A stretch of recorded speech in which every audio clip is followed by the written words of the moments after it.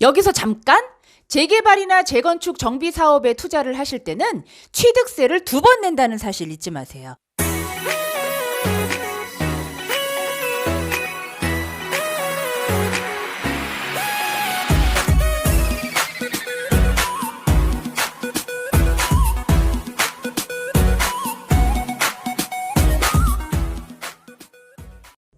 안녕하세요. 부동산 쑥쑥TV 부동산 키움입니다. 오늘도 여러분들과 만나기 위해서 빠른 걸음으로 달려왔는데요. 오늘의 소식은 광명뉴타운 매수를 할 때 입주권 취득세는 어떻게 되는지 문의를 하시는 분들이 많아서 그 부분에 대해서 말씀 나눠보도록 할게요.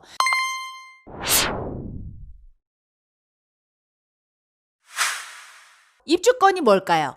많은 분들이 알고 계시겠지만 입주권은 거주나 혹시 소유를 하던 부동산이 재개발이나 재건축 등으로 기존의 주택을 허물고 헌집을 허물고 새로운 주택으로 입주할 수 있는 권리를 말하는데요.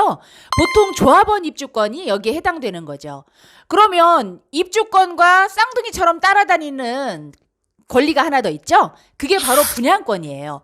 분양권은 청약 신청을 통해서 신축 아파트나 주택에 당첨되어 입주할 수 있는 권리를 말하는데요. 그게 바로 일반 분양을 통한 아파트 입주권이라고 할 수 있죠. 그렇다면 입주권이 되는 시점은 어떤 걸까요? 정비사업 진행 단계 중에서 관리처분 계획 인가일을 기준으로 해서 주택에서 입주권으로 바뀐다는 사실 많이들 알고 계실 텐데요.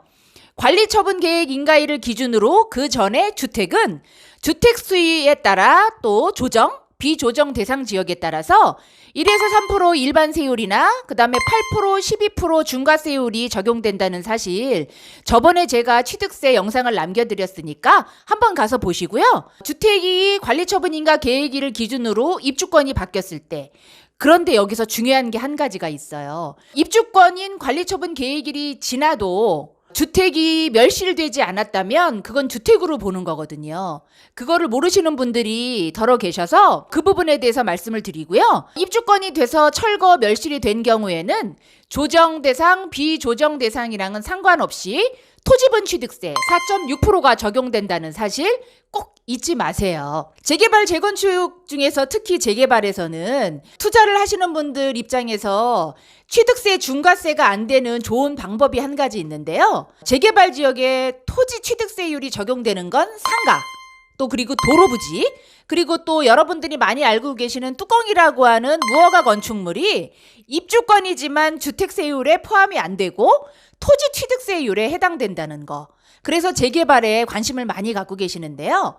여기서 잠깐 재개발이나 재건축 정비 사업에 투자를 하실 때는 취득세를 2번 낸다는 사실 잊지 마세요. 첫 번째 취득세는 처음 주택이나 토지를 취득하실 때 한 번 내는 거고요. 두 번째는 나중에 아파트가 지어지는 시점 준공 시에 한 번 더 취득세를 내게 되어 있습니다.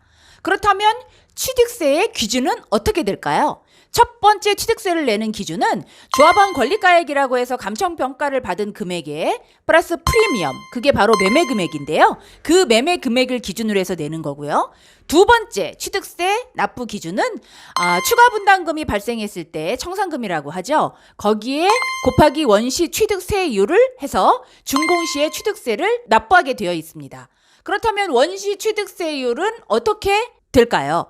아파트 규모 85제곱미터 이하인 경우에는 2.96%, 그리고 85제곱미터 초과인 경우에는 3.16%라고 해서 농특세와 지방교육세 포함된 금액을 기준으로 해서 납부를 하시는 거고요. 많이들 아시겠지만 요즘 재개발에 관심이 많으신데요.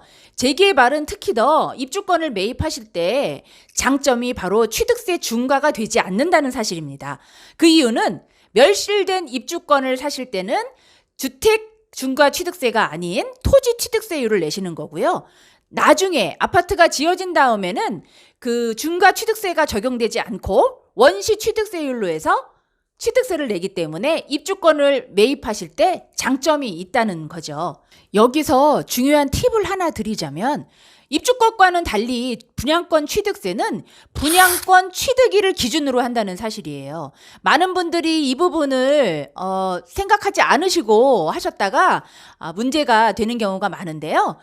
그게 바로 무슨 이유냐면 수분양자, 즉 분양 신청일 계약하신 날 그리고 전매자인 경우에는 명의 변경일, 즉 잔금일을 기준으로 해서 그때 그 당시에 주택이 몇 채가 있었느냐에 따라서 나중에 준공하는 시점에 취득세를 낸다는 사실이죠. 그렇기 때문에 그때 다 주택자인 경우에 1주택이, 2주택이, 3주택이신 분들은 거기에 맞춰서 중과 여부를 판단하신다는 거 잊지 마세요. 여러분들께서 가장 궁금해하시는 광명 뉴타운에 지금 투자를 하시려고 하시는 분들은, 그리고 또 실입주를 목적으로 지금 광명 뉴타운을 바라보시는 분들은 어떻게 취득세를 내야 되는지 말씀을 드릴게요. 11개 구역 중 2구역과 10구역은 현재 철거가 한창 진행 중이기 때문에 멸실되는 시점이어서 토지 취득세율이 적용된다는 사실 잊지 마시고요. 1구역과 4구역, 5구역은 이미 이주가 아주 막바지에 진행이 됐지만 아직 철거가 되지 않았기 때문에 주택의 취득세율이 적용되는 사실 잊지 마시고요. 9구역과 11구역, 12구역은 아직 관리 처분 인가가 나기 전이기 때문에 당연히 주택이죠. 그렇기 때문에 주택 중과 취득세율이 적용된다는 사실 잊지 마시고요. 많은 분들이 고민하시는 상황 속에서도 광명 뉴타운에 도전하시는 거 꼭 잊지 마세요. 자, 오늘도 짧은 시간이지만 많은 분들이 궁금해하시는 취득세, 특히 광명 뉴타운에 투자하시는 입주권에 대한 취득세에 대해서 여러분들과 함께 했는데요. 좀 더 부족한 부분들은 나중에 또 다른 영상을 통해서 여러분들과 찾아뵙기를 바라고요. 다음번에 더 좋은 영상으로 찾아오겠습니다. 광명 사거리역 10번 출구에 있는 키움부동산 부동산 쑥쑥TV 항상 잊지 마시고요.